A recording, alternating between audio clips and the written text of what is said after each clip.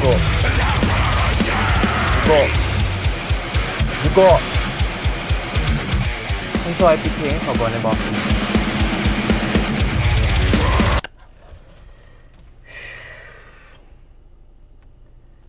ก่อนที่เขาจะไปส่งเพิ่นฮอดบ้านเขาขอเว้าอย่างหนึ่งก่อนได้บอกมีอย่างก็ว่ามาแล้วไหมเขาบ่ได้อยากเว้าแหละ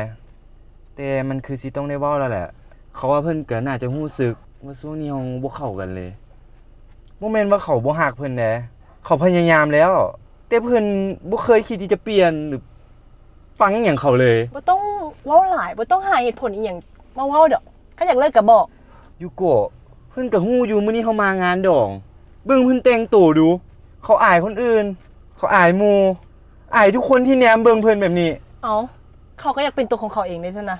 ใส่เพิ่มมาเขาในแบบที่เขาเป็นบ่เขาสิเป็นจังได๋ตอนเพิ่นเข้ามาหาเขาเขาก็มีซี่บ่แม่นว่ะเพิ่นใจเย็นก่อนบ่ต้องมาเว้าผู้ชายนะถ้ามีไม่ก็จังซี่แหละปัดตอนหลังๆไปคือเป็นจังนึง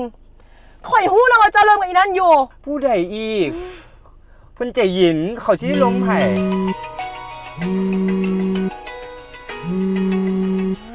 ฮัลโหลพร โดยเขากำลังกลับบ้านแม่นบ่นะเขาสิอยู่นำไผเสียงไผอีหยัง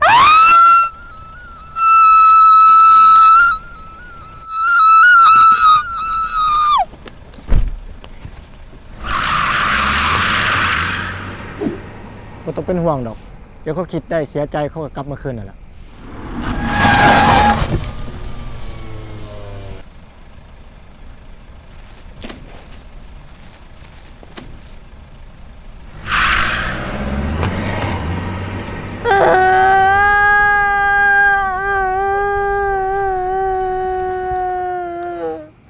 จะฮู้อยู่บ่ถึกทิ่มกลางทางดึกๆดื่นๆนี่สิกลับแนวใดถึกแฟนถิ่มหมู่เทบ่มีคนไปหับบ่มีคนมาส่งใช้แอปโลกากดปึ๊บมาปั๊บไวทันใจ